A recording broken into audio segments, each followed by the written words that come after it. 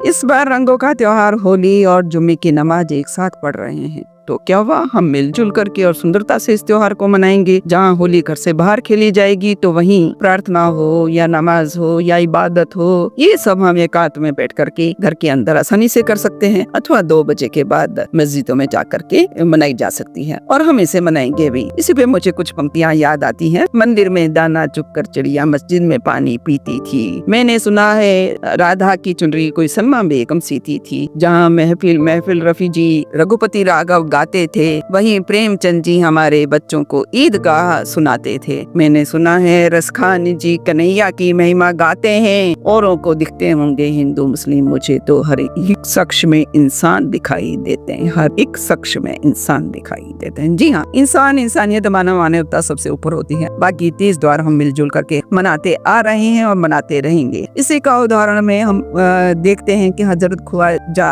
मोइनुद्दीन चिश्ती जी अजमेर वाले, जिन्होंने 40 बंदों के साथ आकर के यहाँ बंद कमरे में हमेशा अपनी नमाज पढ़ते रहते थे और जब भी बाहर निकलते इस्लाम की कभी भी उन्होंने प्रचार नहीं किया, तो प्रत्येक का मानव जाति के जो भी दीन दुखी थे, पीड़ित थे या जरूरतमंद थे, गरीब थे, उनकी मदद ही की। तभी से उन्हें गरीब नवाज भी कहा जाता है। इसी प्रकार बाबा रामदेव, पीरों के पीर रामा पीर, बाबाओं के बाबा श्री रामदेव, जो रामदेव राज्य के नाम से प्रसिद्ध है, बाड़मेर के अजमल जी जो कि निसंतान थे और कन्हैया जी के भक्त थे। और एक बार इसी प्रकार किसान अपने बीज बोने जा रहे थे खेतों में, किसान ने इनको देख करके बोल पड़े कि आज तो शुभ दिन था, हमें बीज बोने थे, किंतु ये अपशकुन निसंतान को सामने देख लिया, अपशकुन हो गया, अब बीज हम कल बोएंगे। इस बात को सुन करके वे मंदिर में जा करके खूब रहे और कन्हैया जी के मूर्ति से आकाशवाणी हुई कि मैं तुम्हारे घर जन्म लूंगा। और कहा जाता है द्वारकाधीश जी ही रामदेव जी के रूप में, यानी अजमल के पुत्र के रूप में उन्होंने जन्म लिया। और उसके बाद पोखरण के वे राजा होते हुए भी कभी अपने आप को राजा ना मान करके जन सेवक मान करके दिन दुखियों की हमेशा मदद की, पीड़ितों की मदद की, गरीबों की मदद की, जरूरतमंदों की सहायता की और ऊंच नीच को खत्म किया, समरसता का भाव स्थापित किया। और कहते हैं कि एक डाली नामक अनाथ बच्ची जो कि दलितों की थी, उनको अपने घर में रख करके पाला पोसा बड़ा किया और एक समरसता की बेहतरीन उदाहरण प्रस्तुत किया। उन्होंने कहा सब एक समान है, कोई ऊंच नीच नहीं होता है। नमस्कार।